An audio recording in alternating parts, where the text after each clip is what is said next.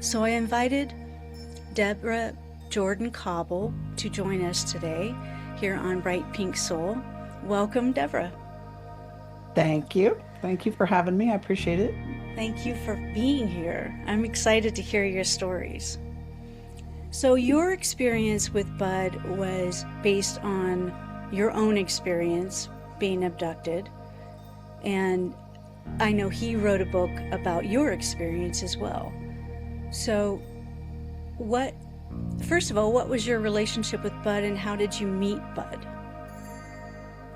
Well, I had picked a book up in the library months before June 30, 83 event, which is written about in Intruders. I couldn't finish the book. It was about people being abducted by aliens, and I was kind of shocked by seeing it down on writing. Uh, That you and weren't I kept alone? yeah, and I kept having panic attacks when I tried to read it. So I'm like, my mom finally said, "You need to send this book back to the library because we can't afford this." So, but in the back of that book, there was a place where you could write to the author if you thought that you'd had an experience like this. When Wow. I had never written to anybody in my life about any kind of book.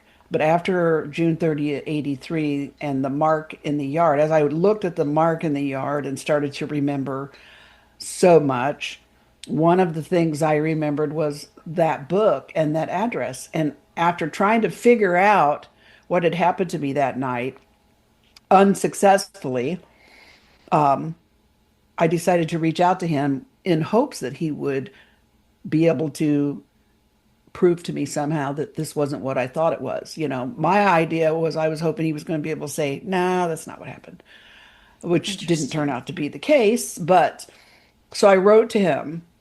And then in I think September of that year, this happened in June. By the time I tried figuring things out and wrote him a letter and mom mailed it, along with like a dozen pictures of the backyard, he called. He Wow. spoke to my mother, he spoke to me, he spoke to my sister. And at that point, he decided he wanted to further investigate not just this event, but other things in our life, our whole family, basically. And so the family agreed. It wasn't just me, it was a whole family decision. And 2 years of investigating commenced. And you have to Wow. remember back then we didn't have the internet or cell phones even. So it was all phone calls and letter writing, This mostly was on in my part. 83? hmm Okay. 83, 84. The investigation started in, I think, late 83, early 84. And like I said, it was letter writing through the mail and phone calls. And back then it was long distance phone calls that were quite Right. expensive. So they were strategically planned after 6 p.m. and on the weekends when it was cheaper. And then usually he's the one that paid for it because I didn't have any money. And so, you know, this went on for a couple of years. I made several trips to New York. The first time I went, I actually sold my washer and dryer that had been in storage to pay for a bus ticket to go. Wow. And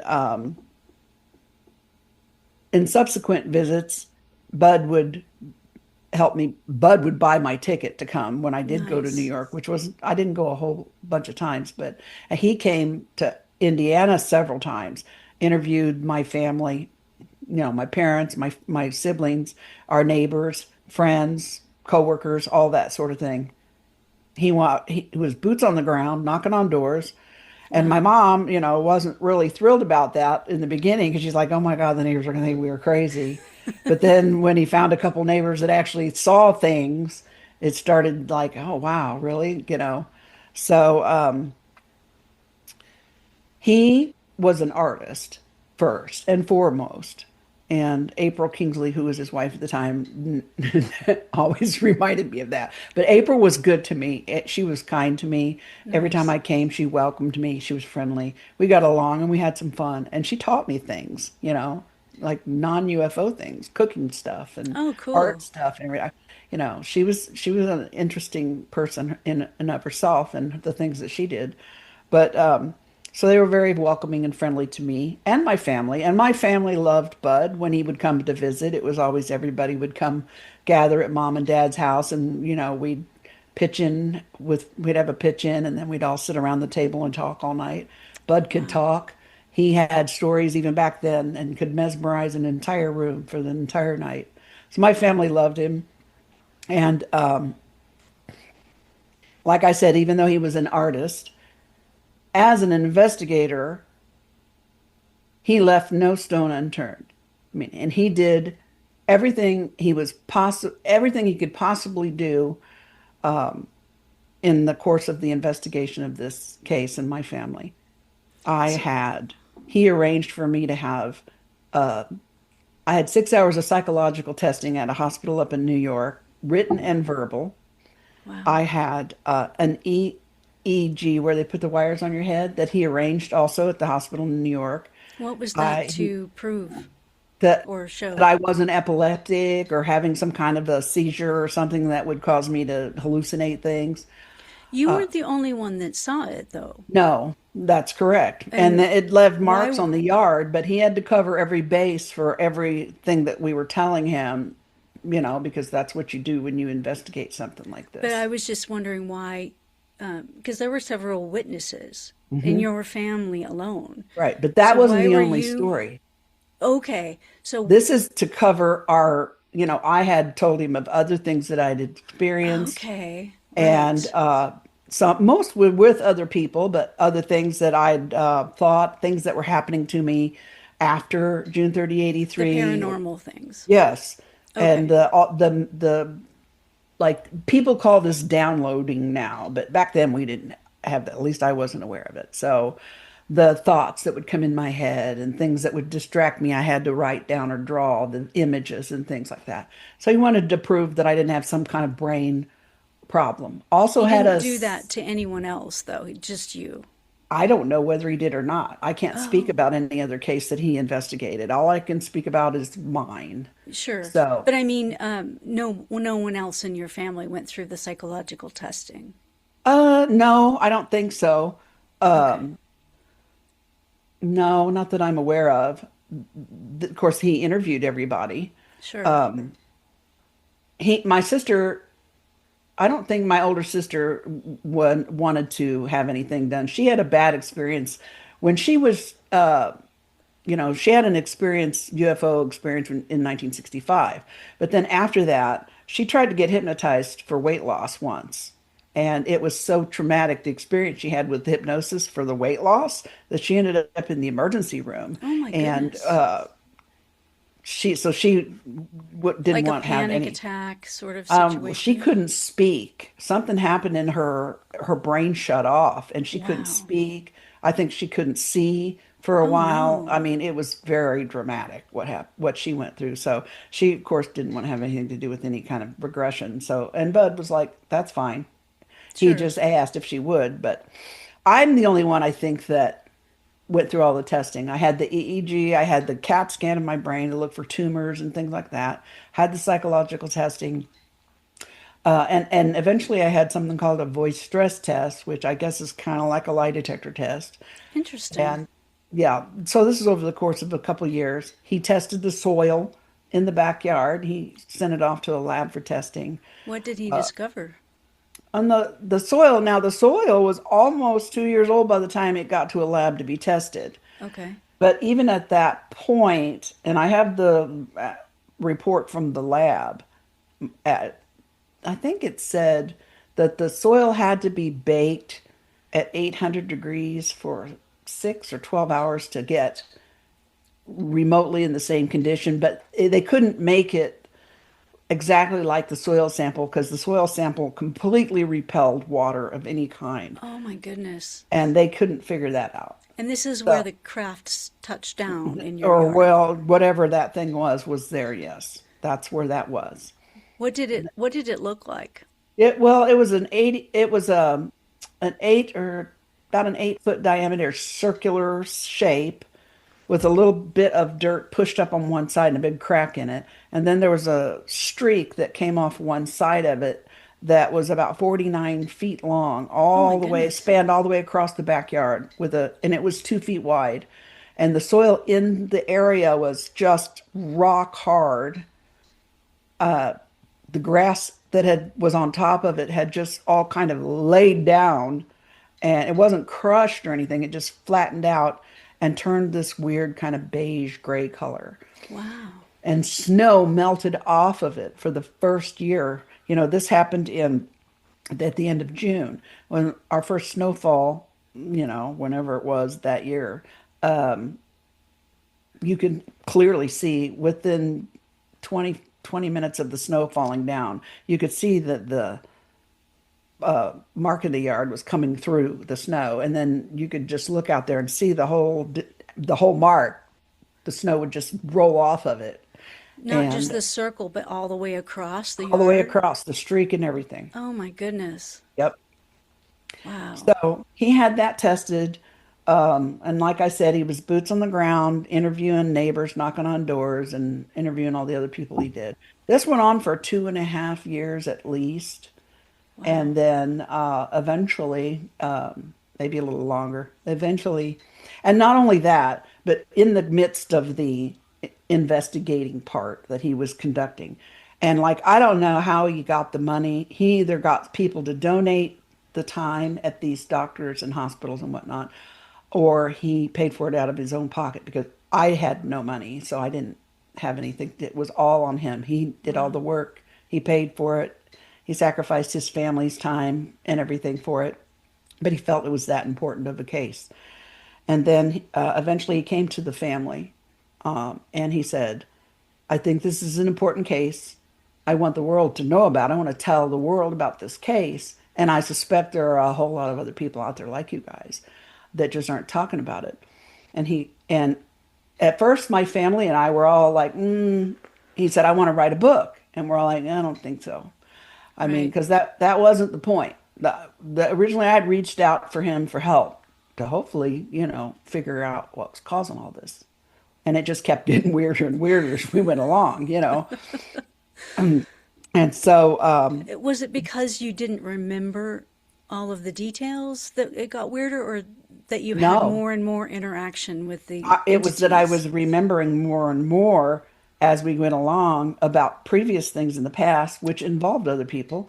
And I was having not necessarily physical contact at this point, but things were happening in my mind, psychologically, emotionally, intellectually, spiritually. Things were changing at, lightning speed, and I Wow. was struggling, and it, it just shot off like a rocket. So, Wow. and the paranormal activity ramped up as well, not just around me, but all of our family members. And even actually a few friends. It's almost like you become our friend and you run the risk of having this start to happen to you as well. Like the hitchhiker effect. I think that's what I heard it, Yes. you know? Did So you did Bud have any of those experiences because he was associating with you? if he did not tell me. Okay. He did not tell me. I mean, Did there he? was one time I remember, I think first of all, he was very careful about what he said to me about other people and other cases.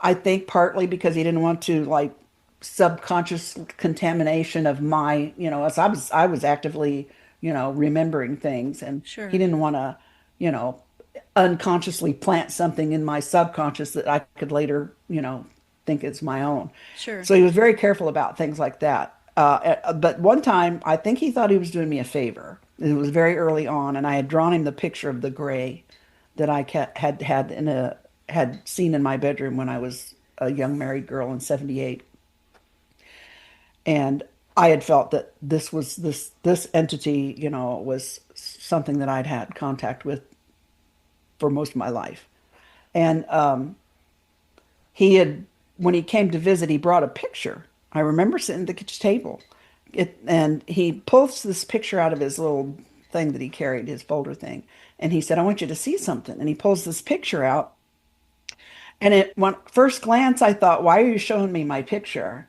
And I looked up at him a little confused, and I looked down at it, and he goes, "You realize that that's not your drawing, right?" And he points to the name on the picture, and it's a whole different name. I think the last name was McBride or something like that. Apparently, it was some lady in Ohio, maybe. Okay. And but I can't remember for sure. I mean, it's been a long time ago. But I remember looking up at him, and it was like somebody just hit me with a brick. And I said, "What?" And he's like, "This isn't your drawing." I'm like, "How can that be?" And he said, "I know, you know." I said, "The shading is even the same. The Wow. shape of the eyes, the shape of the head, and because my drawing wasn't like a lot of people's. It's similar, Sure. but mine was very specific about, the eyebrow ridge, the shading, all sort of things. And this woman's drawing was so much like mine that I actually thought it was mine when I first glanced Wow. at it. And when I realized it wasn't, I literally felt like someone had punched me in the chest. And I felt sick to my stomach and had to Wow. go upstairs and puke. It was shocking to me. And I think Bud thought it would be comforting to me or confirming to me, in some Right. way. But what Sure. it actually did, and I explained this to him afterwards, I'd been walking around a good deal of my life convincing myself that this was just a dream, even though I knew it wasn't. Even Right. when it would barrel through my psyche and I would know this was real, I would still say, nah, couldn't be. This can't be. I mean, this Sure. can't be. I have two kids to raise. I can't afford to go crazy. I can't do this. This doesn't fit in my Right. world, right? Right. Yeah. What that picture did for me was make me finally realize this, because there's no way this woman either had to be in my head to see what I'd seen or Right. had been having experiences like mine with the same thing. Wow. And clearly she couldn't be in my head. So the Sure. only other answer was number two. And Yeah. when I had that epiphany, I guess, it just rocked my world and I had to regroup Wow. moving forward. But Did you end up it was meeting rough. anyone else, or did you end up meeting her I specifically, don't or know. I never did meet anyone her. who had very similar experiences to I've you? met over the last 40 years, I've met a lot of people. And I've gotten letters from a lot of people who've had similar experiences, very similar to mine, as well as Wow. people whose experiences were different than mine, but Were nonetheless. were they did they experience actual marks in their yard or around them when Yeah, there's been a few, and I know right around the same, like right before our event in '83, I think back in the mid to late '70s, there was another event in Kansas, Delphos, Kansas, with a very similar mark in their yard, although it didn't have the long streak off, it was more of the circle thing.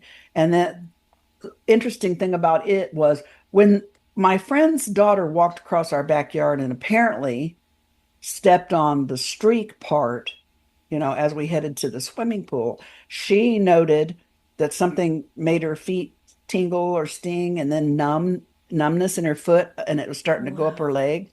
Oh my And goodness. that was a similar report, I think, with the Kansas mark, that it had the same effect on the the people there too when they touched it. So there was no radiation or anything that was proven to be there? Not that I'm aware of. My dad and my Uncle Jim are goofy. Bless them. I don't know who had this or where they got it. But that period of time when we were trying to figure out what was going on, right? It wasn't just me, my whole family, my dad especially, because that was his beloved yard. He Yes, was the lawn whisperer, right? So that but makes somehow sense. him and my Uncle Jim got a hold of an old World War II Geiger counter and it worked.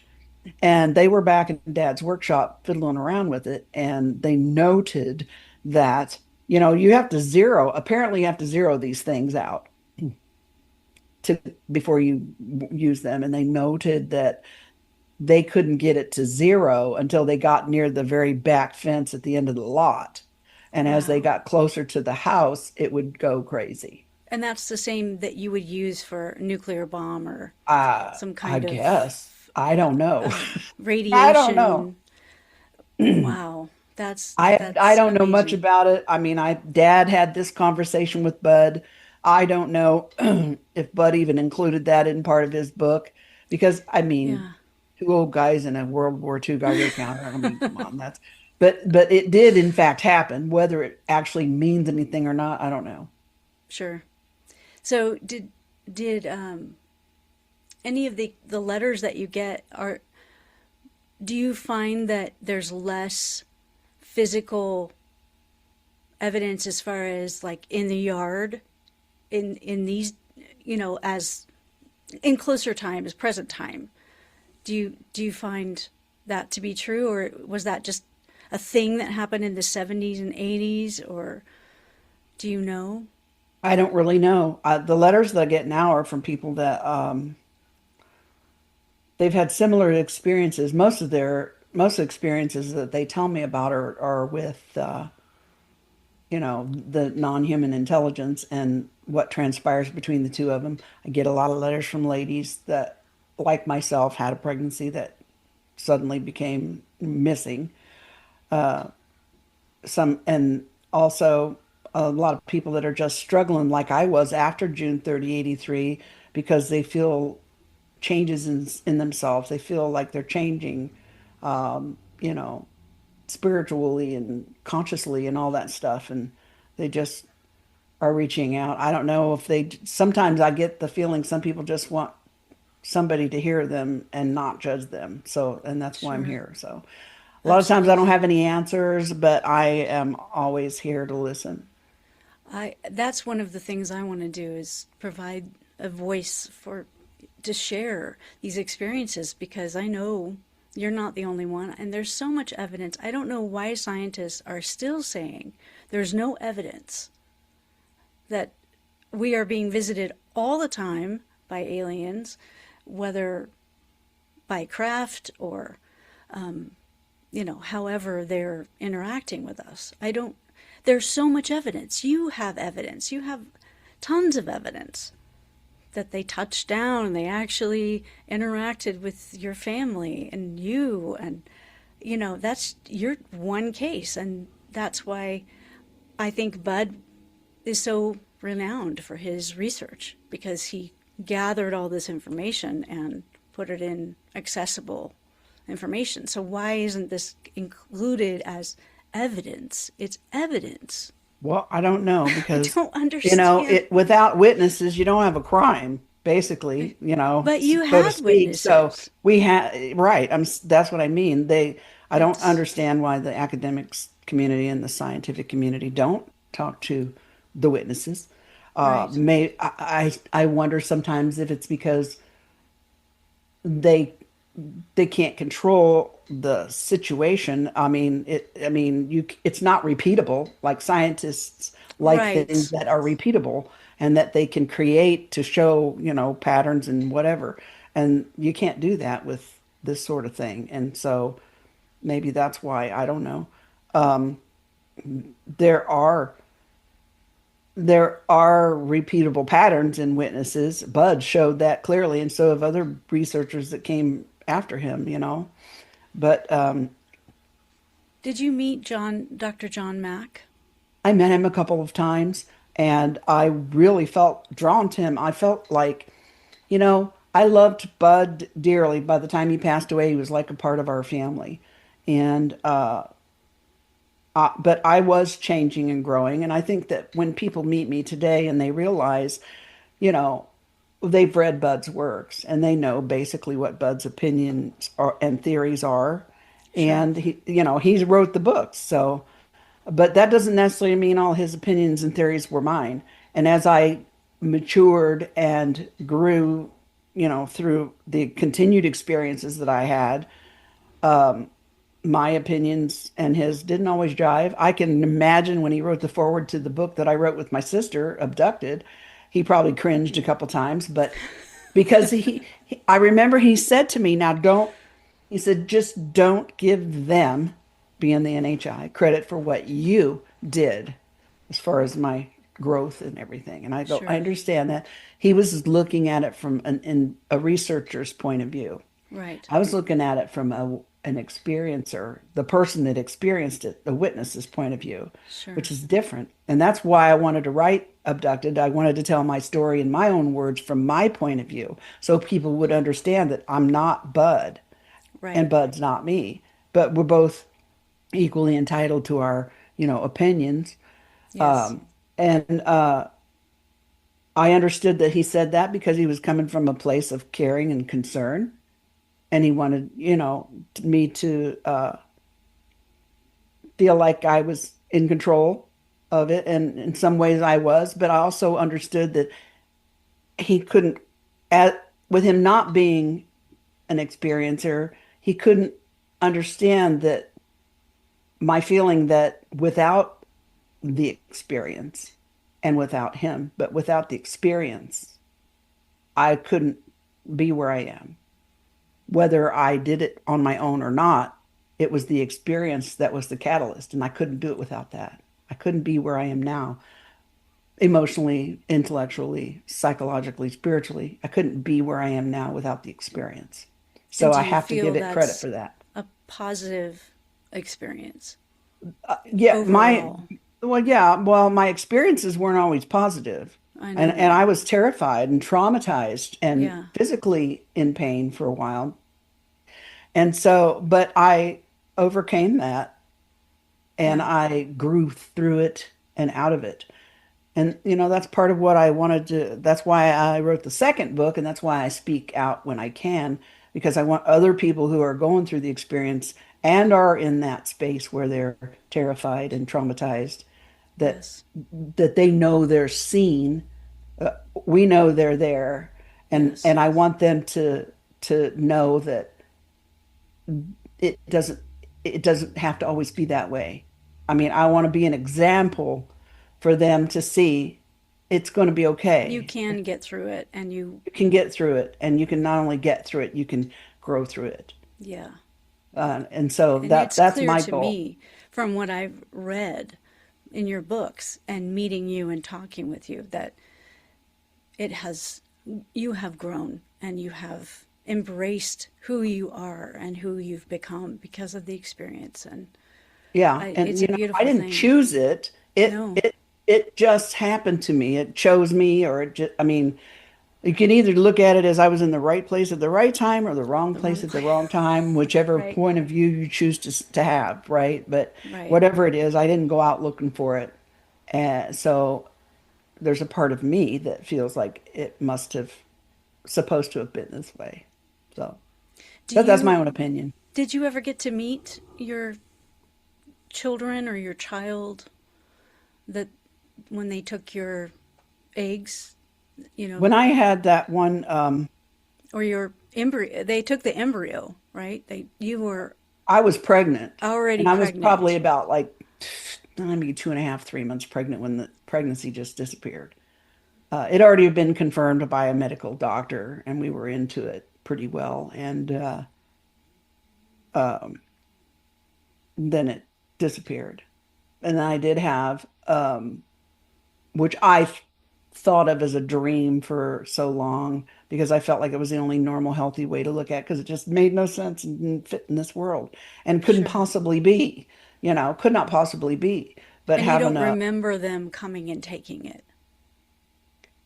I have memory of a physical exam that was painful, and I was mad about it, I angry. don't doubt it. And then I have another memory, which I've called dreams, because what else could I call them back then, and Sure. not sound batshit crazy, excuse my French, but Yeah, um, I it believe it. it I know and you're not that is crazy. when and that's when I was in the same place as before, only this time I was sitting up and I was shown a little like toddler sized girl and immediately thought it was mine and felt very maternal and wanted. I remember thinking to myself, oh my God, I just want to hug her. And as Yeah. soon as I thought that, she acted like she was terrified of me and dipped behind one of them. and it hurt my feelings because, and then I felt sad. And then I realized, well, if these little guys are the only thing you've ever known, I guess I would look like a big scary horse, you know? And if you can hear what I'm thinking and you know I want to hold you, that might scare you too. I mean, it, after the fact I understood it, but in the moment it hurt my feelings Oh, and yeah. made me cry. So, and then there was a few years after that, and this was not a dream.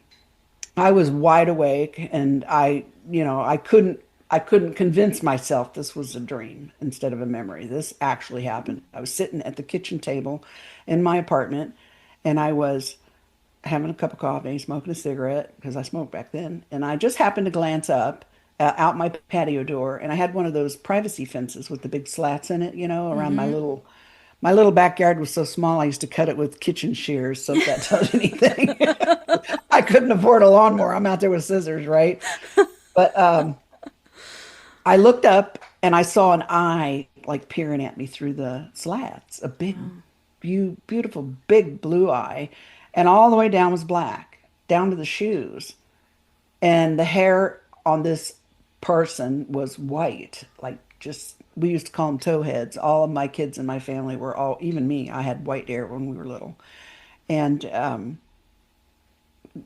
looked like maybe the height of a 7 or 8 year old kid, maybe, Oh, back wow. then. And our eyes met for a minute. Well, not even a minute, seconds. Our eyes met. And all of a sudden, I thought, oh, it's her. And I jumped up off the kitchen table and went to open the patio door. And when I grabbed the sliding glass door, she ran. She took off running. So I ran through the little yard, flung the gate open, looked both ways, saw no one. The road ran down behind the two buildings to the end of where the buildings were, and there were like rows of buildings like this. And I looked down and didn't see anything, didn't see anybody. I ran down, looked through a couple more rows of buildings trying to find this kid. Nowhere. Oh, Nowhere. I can't. I went back to my apartment and I sat down, completely breathless and shaking, thinking that that was her. wow. And that was the last time that I ever saw anything like that. I got to admit, sometimes when I'm at the store, now that child, when I was pregnant, my oldest boy is going to be 47 in July. Wow. That child would have been, well, now that child would be like almost 50 Wow. years old. And I have to admit, there are a few times when I've been at the store or I've been somewhere at the airport or traveling or just, somewhere, and I kind of, she'll drift into my mind again, as sometimes we do when we're Right. absentmindedly doing things. And or especially if I'm people watching, and I'll see a person, I'll see a woman, and I'll think to myself, is that her? Could that be her? That looks like her. You know what I mean? I Right. still do that, and I probably will always do that till the day I die. I don't doubt it. Did they ever explain to you why they do that? Why they're They didn't making really talk to me a whole lot about anything. I think they probably figured I wouldn't get it, you know. Uh, but I do recall the one particular one that I always seem to interact with. uh, he was surprised at how angry I was and was like, they didn't really talk to me, but it would be my own voice and my own words. But telepathic? Is yeah, it and it, telepathic? and it would be like, why are you so mad? This is a good thing. This is going to be good for both of us. And And they didn't explain. no, Do you feel like you could ask them now and they could give you more information? oh, I've tried because other people have asked me to, but I've not really gotten anything. Does it scare you to try to have communication with them? No, not at all. I have no fear whatsoever. I'm What way more afraid of human beings than I am of those guys. Why is I've been that? dealing with those guys for 67 years, and the only time I was injured or hurt at all by them was it wasn't intentional. But I can't say the same for humanity. I I understand, especially during this time. Yep. Do you I mean, why do you feel more comfortable with them? What is it that they gave you that makes you feel okay with them, with the grays? Well, I don't really know.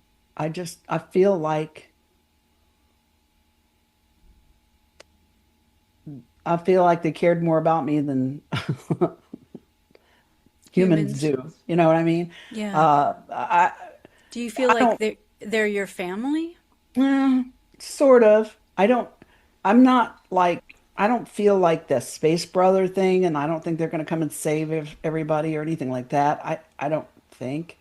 I always felt like they were life. And also, I kind of started feeling after a while like they were maybe our future. I had a dream one time, and I don't know why I connected it with the NHI, but in this dream, it was a lucid dream. I do a lot of lucid dreaming now. I don't know whether that's Interesting. the new form of communication or what, but because I don't do it all the time. But during one of these lucid dreams, I woke up in this hospital, and it was a really beautiful hospital, all white and clean and fresh. Great big window with beautiful, uh, you know, outside view of trees and flowers and all that.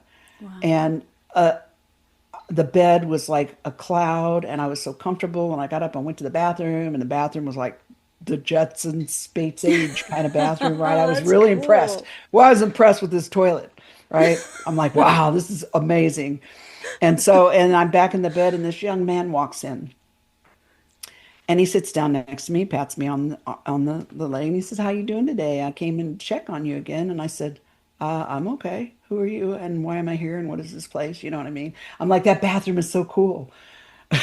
and he, The and so bed sounds cool too. I want to have a cloud bed. he proceeds to tell me that the bed and the toilet tell them all they need to know about me physiologically, like if I'm eating correctly, what nutrients I need, what health issues I may have or may have coming up, and it helps them to monitor my health, my physical health. It Wow. also helps to treat whatever I've got going on that Wow. needs to be addressed. And even the toilet tells them a whole bunch about my health. And I believe it. I'm Almost like, like they're damn. taking samples. I'm like, that is so cool. I mean, and I don't know how he asked me other questions and we talked about my life. And then for some reason or another, I felt like he told me that he was like my great, great, great, great, great, great, great, great, great, great, great, great, like nth power grandson. Wow. And that he had come back. He had come to fetch me to make sure I was okay because I had things to do. And he wanted to make sure I would be able to do them. Wow. And it was like, it was the coolest dream ever. And then he's like, well, I'm going to let you rest now. I want you to lay down. Tucks me into this beautiful bed.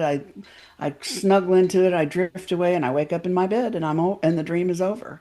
But it's like that, and it stuck with me. I wrote it down, told everybody. And this was years and years and years ago. Before Interesting. now, I hear there are toilets that they'll analyze your whatever you do in it, and Yeah. it could tell them things about your health. Now, Interesting. yeah, well, I had dreams about it like 20 some years ago, 25 Gosh. years ago. So, Wow. So and then I I know had you that. had some damage from like to your eyes Oh, from yeah. the was it from you maybe radiation from the craft or I have what do you no idea why my eyes got damaged. All I can tell you is what happened to me, which is the bright light just hit me like a ball of lightning in my chest. wow. And it was so intense that I could see it through my eyelids and couldn't get away from it. And Wow. afterwards, my vision was real splotchy, like you get when you have like a flash bulb. I don't, you might be Yeah. too young to remember No, flash no, bulb. I know exactly what you mean. Yeah, and then you leave, it has that, you get that white splotchy in your vision for a while. That's what this light did to me in my And eyes. And they didn't heal you from that. not that, no, they didn't. And Wow.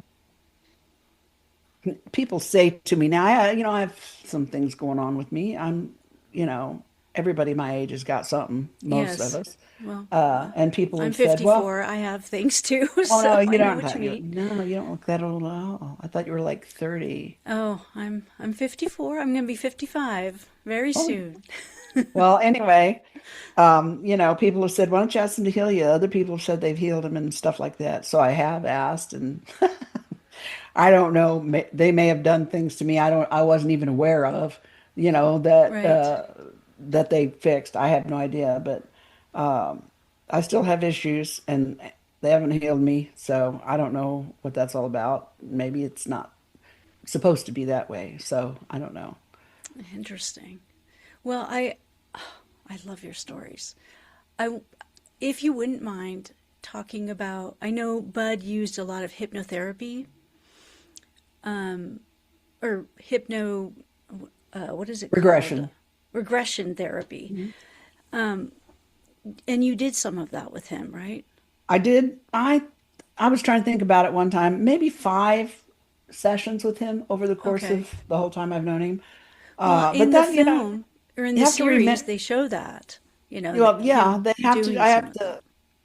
to, I lived 700 miles away and this happened, you know, 43 years ago. So I Sure. didn't have a lot of opportunity to do any of that with him. But I did have probably 5 maybe with him, sessions with him, and also one with Dr. Clamar, the psychiatrist in New York, who trained Bud, which Okay. Bud was trained by a psychiatrist on how to do it, and he used her protocol, every time that he worked on me. And he also recorded, every session was recorded, and most of the time there was somebody else in there also with Okay. us. I know one time Tracy Torme was actually in there with me. Because he asked me, "Can I sit in? Do you mind?" And I'm like, "No, I don't mind." So And who is that? Tracy Torme, the guy, the man who It sounds produced, familiar. he produced Intruders, the miniseries. It was Mel Okay. Torme From who, CBS. uh-huh. Okay. So So, what was that? What was it like to have the regression? Like, how did you feel with Bud doing that? um, I wasn't nervous with Bud doing it. I was nervous the very first time I got regressed, and that because that was with Dr. Kamar, and that was mainly because of like I told you earlier, the problem my older sister had when she tried to get hypnotized for weight loss. Right.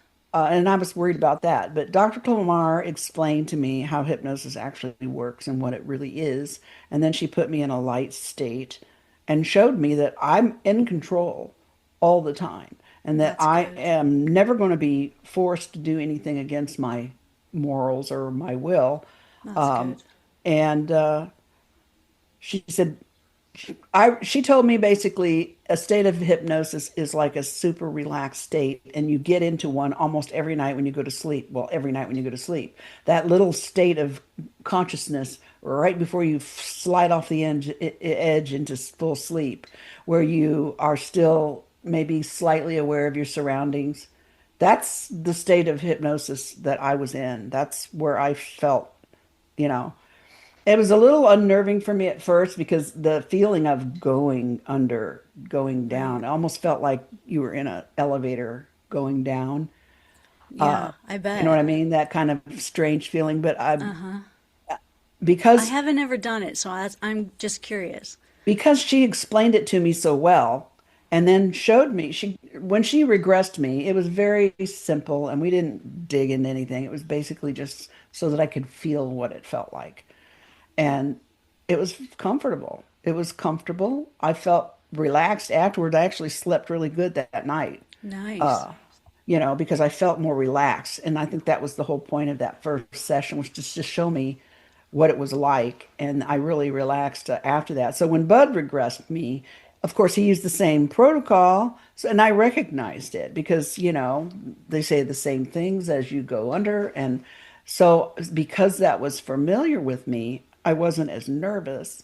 And, I felt comfortable with it. And for me, hypnosis was like I remember to put an example. I was in a car accident and I remember the car.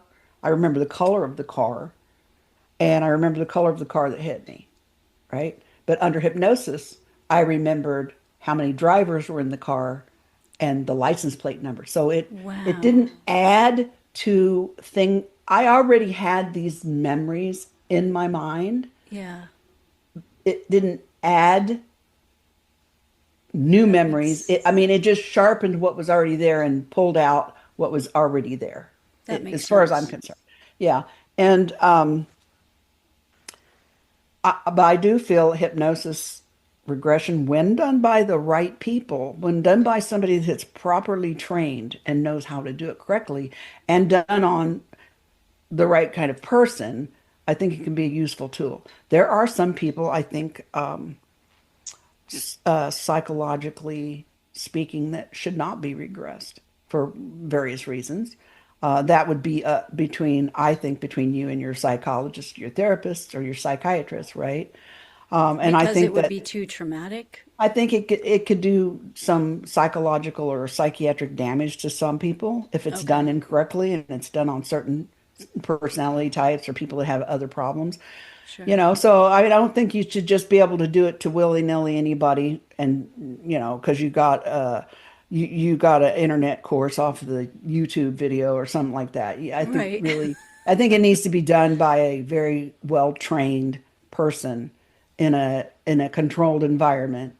And like I said, I liked Bud always recorded everything. So everything was on record. Everything that I said, everything he said to me, because That's great. I understand the case against it and leading questions and all that sort of thing. I'm quite sure that is happens a lot, and is very possible. It wasn't the case for me. I can't speak for anybody else that has ever been regressed, or even anybody else has ever been regressed by Bud. But for me, I can tell you that wasn't the case, and the recordings can prove that. So, In the Netflix series, they show a few scenes of Bud doing the regressions. mhm. Was it similar in to your experience, what you saw in the Netflix series? Yeah, more or less. I mean, obviously the voice is the same, and some of the induction things and the way the tone of his voice and stuff, that was the same. And usually I would be laying down, either on a couch or the bed, wherever we may have been doing. I think the time that Tracy was there, I was in New York, and I think we were in Bud's apartment, and I was in laying on the bed, and Bud was at the side of the bed. Tracy was at the foot of the bed. So he's always prone and comfortable. But when Dr. Clamar did it, I was actually sitting up in a very comfortable chair with my feet on the ground.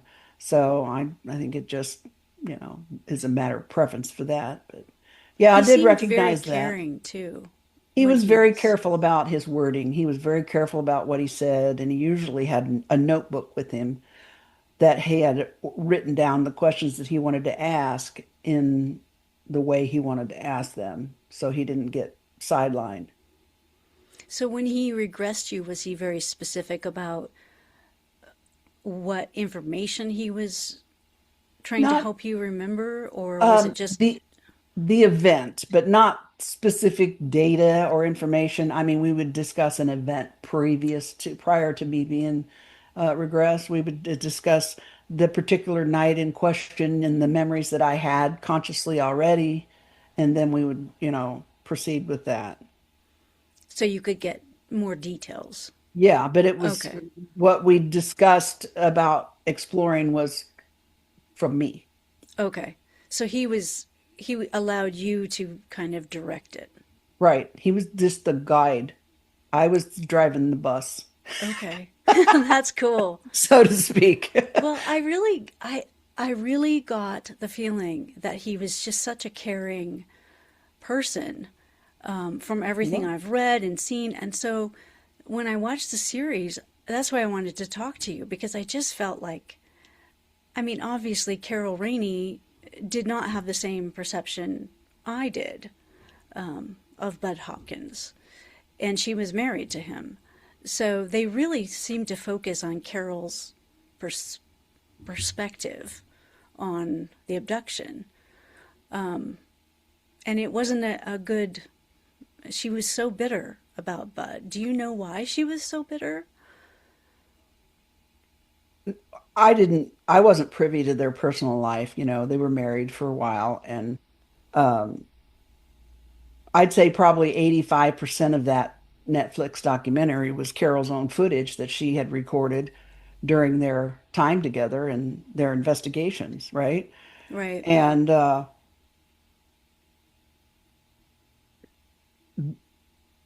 a lot of she started having problems with his investigative style or abilities. Felt like he was overlooking things intentionally. I got the impression on the documentary anyway. And I found it odd that she would go on and write a book with him, even though she clearly didn't trust his judgment. Did she write, which book was it that she wrote with him? The one I think it was either before, or right after Witnessed. Oh, I I can't didn't remember the realize. title of it though. That's okay. I can look it up. I Yeah. didn't know that. And then like all that video footage that you see in the Netflix documentary could be seen on her personal website way back in like 2012, I think. After After he Bud died. passed away. Yeah, it was Okay. after he passed away, 2012, 2013, somewhere along that. It was pointed out to me by a friend and said, "Hey, you need to go look at this stuff."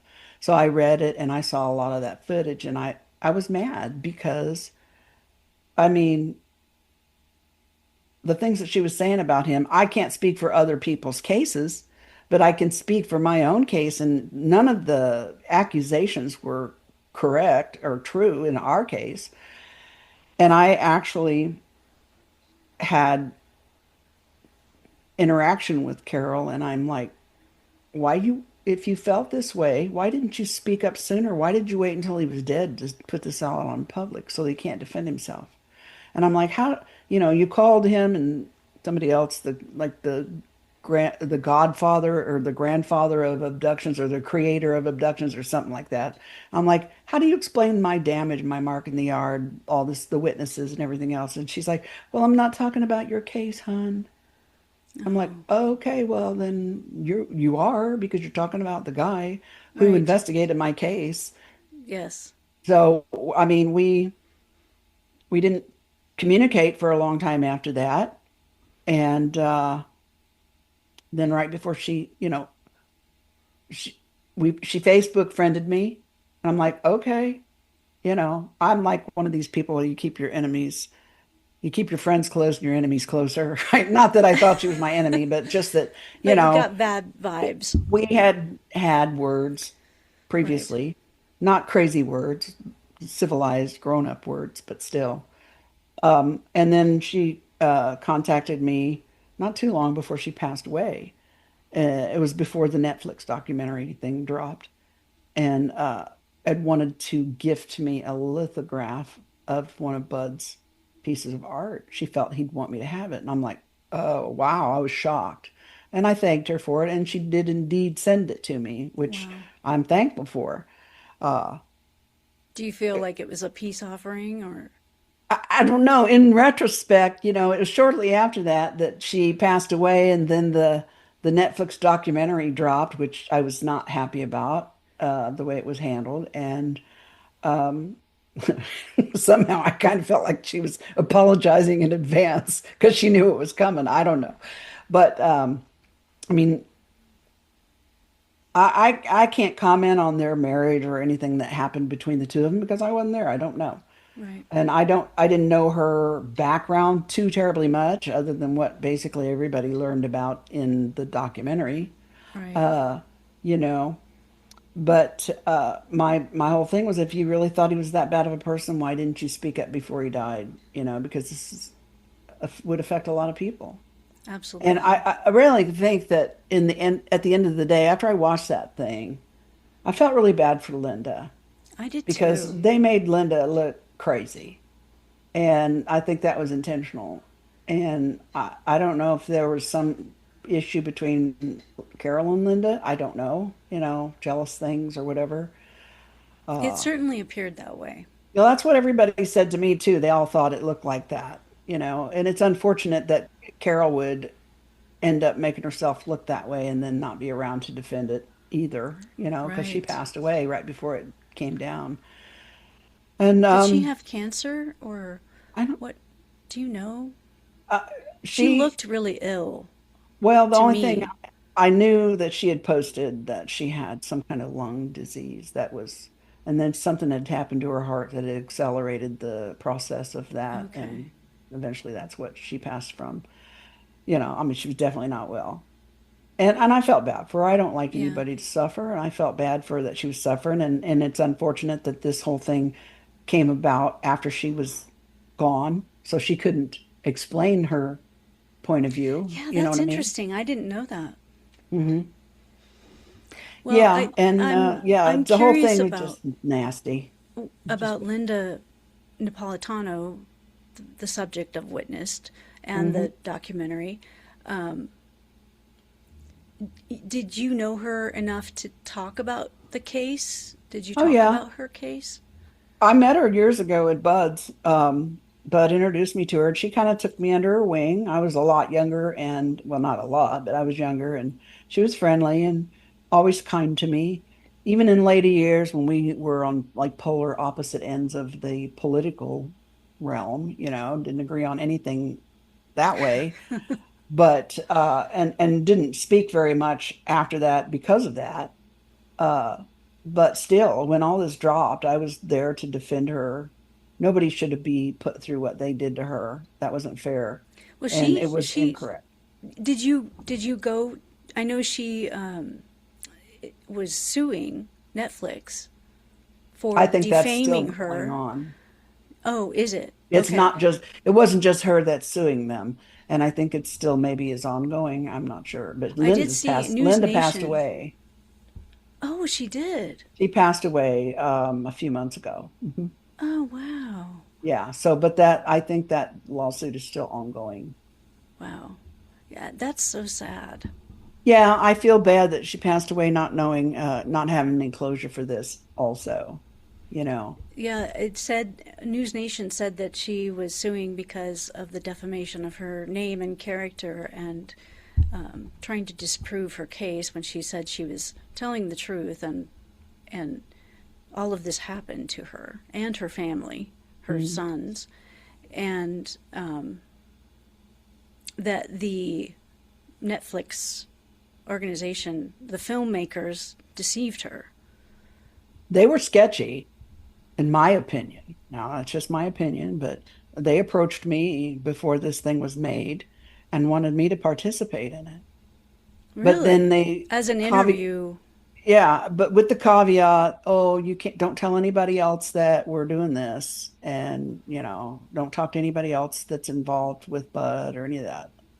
I'm like, that's a little sus. I did not participate, you know. At the end of the day, I told him, look, if you're planning on a hit piece for anybody, I'm not down with that. Yeah. So don't expect me to say anything nasty because So that's not going basically, to you happen. got that feeling from them that I got a they vibe, were and hmm from the very beginning. yeah, Wow. So their whole point was to try to disprove it. I'm not sure what their whole point was, Okay. But you just but got that I just got that that ick vibe. vibe. I listen to my instincts when they tell me I've learned that they are there for my good. And Yeah. if they are telling me something strongly enough, then I probably should listen. Speaking of your amazing instincts, and I know that you're psychic, and that your psychic skills have ramped up since your experience, or experiences, I should say. Did you have any interaction, or have you had any interaction with Budd on the other side? Has he appeared or given you any messages or? One time, I, I've never dreamed. I mean, I've only had two dreams with my pop in it, and he's been gone for 20 years, and a couple dreams with mom in him. They always come to me in these lucid dreams, right? Well, I had a lucid dream about with Bud one time, and it was actually right after I finished my book, my second book, after I finished writing it. So it was probably 2021, 2020, somewhere in there. Okay. And it it was so weird. He and I were sitting on a veranda, like, it's some like beautiful tropical, almost tropical place, but just, and he was sitting in front of me at this table out in this beautiful area. And he looked young and vibrant, I and I love almost that. didn't recognize him. And I said, Bud, is that you?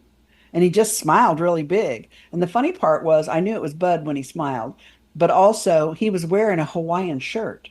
And if anybody knew him, they knew that probably wasn't anything that you would ever see in his closet, right?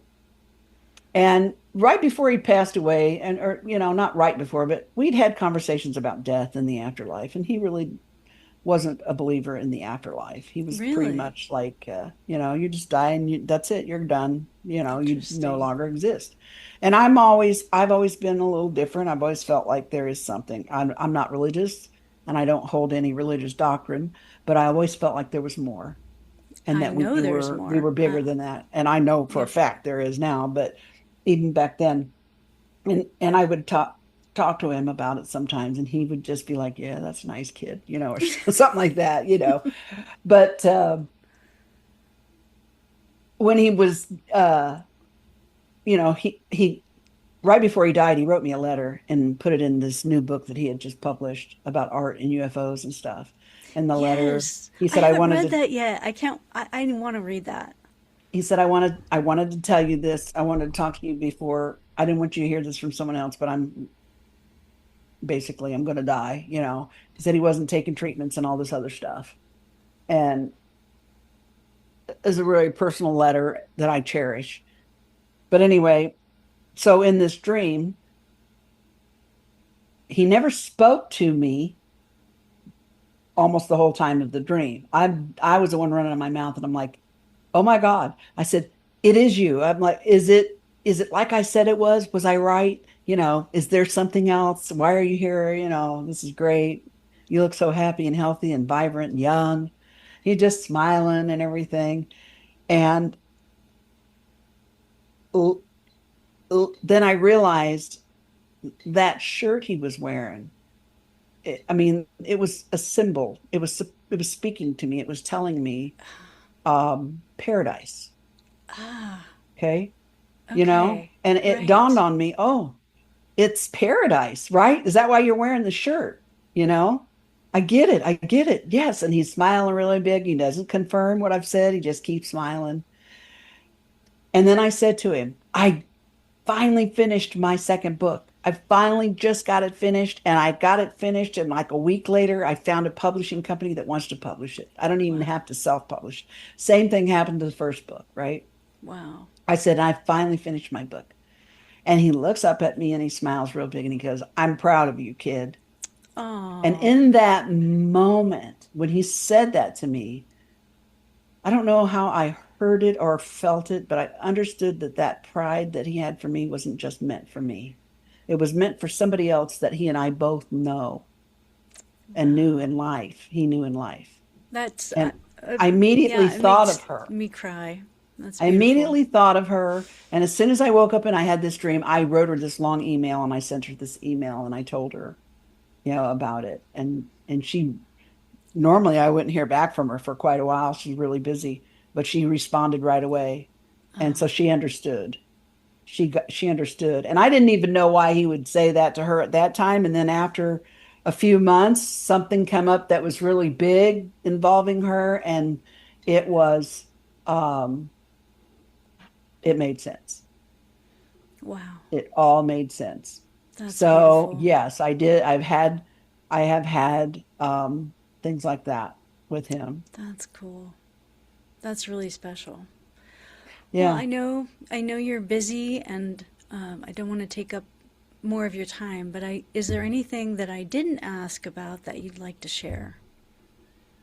No, I'm an open book. If you have a question you want to know about, I'm happy to answer. But I figure whatever I was supposed to say, the universe helps me get it out. So That's awesome. Well, I really appreciate getting to talk with you, and I know you're always doing projects and you have things going on. So, what kind of things are you? What's upcoming for you? well, uh, I'm going to speak at the Eureka Springs Ozark Mountain UFO Conference in April. I'm going to be there. That'll be like my fourth time there. Wow, And I absolutely love that place, and the gals who run it are wonderful. It's a whole vibe. It's just so feels like home when I'm there. that's So I'm cool. excited about that. And I'm going to speak at another conference up in Michigan in August. I can't remember though for the life of me what is. I'm bad. But you can go to my website. It'll be posted on my website so you can see where that's at. Okay. And I'm also going to participate in something in July, an online conference, so to speak, for some folks. Uh, I don't know if I can talk much about it yet, but it'll that'll also be you'll also be able to find out about that on my website, which is www.debshome.com. And my son always says, "Mom, nobody says www anymore." It's all right. That's fine with me. Deb's And Home, Debshome. okay. And I will also put that in the show notes. What are you going to speak about at the Ozark Mountain Of course, Conference? I always start with June 30, 83 and how I met Bud, but I'm going to be talking about how I've changed and transformed through the years and thoughts and things I've been thinking about lately about the world around me and around us and the world we're living in. I mean, my opinion is basically Yeah. or my thoughts, but just sharing a little bit of myself with anybody who would care to listen. One thing I didn't ask is, and maybe you get asked this a lot, but how did you handle all the media attention after Bud's book came out? And well, you had an alias in the book. Mhm. It wasn't your name. So when did your actual name come out that this was your story? When I wrote the second one with my sister Kathy, Okay. because we decided we were going to tell our story in our from first person experience or perspective. And then I realized at that point, how, how can expect anyone to take me seriously if I won't even own it? And I'm like, now the time has come. If I'm going to do this and this is meant to be, this is what I need to do. This is the right thing to do. And my family was protected at that point. My kids were older, and um, we'd kind of gotten our sea legs regarding all this stuff, and really it had died down. We weren't getting the attention that we had gotten in the beginning. So, How did you handle that? All the media attention. well, I, I did what I needed to do. I felt compelled. There were times when I was asked to do things that I would just say, no, thanks. No, I don't want to. But there were times when I felt like somebody out there needs to hear something that I'm going to say. So I need to do this. And so I would do a little bit here and there. And in the beginning, when Bud first wrote Intruders, even though I still had a pseudonym, still known as Kathy Davis, I would go with him to conference or on a television show. And I did that in support of him. And I felt I Okay. owed it to him, an obligation also, because he gave so much of his time and life and money to my family and I. And so if he asked me to come and help him promote this book so other people could, so we could get it out there and people could read it, I felt I should. I felt I owed it to him to do that. I did not like it. I hated it. I was mortified. If you go back and look at old videos of me, you can tell I'm scared shitless. I could barely breathe, and it was hard for me to even make the words come out, but I did what I had to do. Well, So, I actually saw, was it Sally Jesse Raphael or something? probably, Were you on that show? yeah, probably. Um, I was I on saw Oprah that on Winfrey, AM YouTube, I Chicago, too. think. And Yeah. you did not look, you looked very composed. I mean, you did not come across as scared. I have a poker face. You were, Mm. you were very, I was impressed. I thought you were very composed. It was difficult. And then I would like come completely apart. I'm the kind of person, even now, uh, I have quite a poker face, like I said, and I can really stone up. But man, as soon as it's over, I am a hot mess. And that's Like what I would be. I I mean, I'm so shy when it comes to public stuff. I just get, my nerves are out of control. and I could feel my heartbeat in my neck and hear it in my ears during all of these things, but you don't know that, but I know it. Right. And even when I go back and look at them, I can still feel that feeling all over again. It's I hideous. bet. But How did you handle the skepticism and the kind of attacks that some of these show hosts had? you know, I don't think it landed in me. It didn't land on me like they either intended it or thought it would because I was my attitude was I don't care whether you believe me or not. I'm just telling you what I remember. If you don't believe me, I get it. I totally get it because if I hadn't seen it or experienced it myself, I wouldn't believe it either. I mean, so it is what it is. So you can listen to what I say and hear what I'm telling you. And if you don't believe it, you don't believe it. It is what it is, you know. That's a I good just hope attitude. and now I think, I just hope one day you're not in my position and you have something to tell Yes. people that is like literally unbelievable and they treat you the way you did me. God help Yeah. you. So, I I I just I'm impressed with the way you handled it, and but I do think that you had, when you have the truth on your side, it is you know, such, and why would anybody choose or say something this traumatic happened to, I just don't understand that as an empath, why you would put yourself through it to say that you had this traumatic experience. I mean, the experience of sharing that is traumatic. So why would yeah. you make this up? I I I I remember don't being understand interviewed it. one time on a podcast, and this was 20 some odd, maybe 25, 20 years ago. And it was a conversation with me and a couple other people that were doing the podcasting. And I said, who in the hell wants to be famous for this shit? I mean, Yeah. really, you automatically make yourself, a target, and everyone thinks you're crazy and hates you. Why in the hell would you want to be famous for this? Hell, I don't. I just want a normal life. I mean, that's basically exactly what I said. And but you know what? Now it's different. It seems like everybody and their brother wants to be famous for this, and I'm like, okay. I mean, I was there when it wasn't, cool, I guess. I remember when, you know, I was embarrassed to tell people I had the pregnancy that was that disappeared. I was embarrassed to show people a picture of that gray thing and say this came in my room, because I thought, oh, these people are going to think I'm crazy. I had to get to a point where I thought that where I told myself, I don't care whether they think I'm crazy or not. It is what it is. And now you can go into Walmart and buy a lunchbox and a T-shirt with alien hats and with Right. aliens all over them and aliens smoking cigarettes with pot leaves behind them and all that and everything's cool.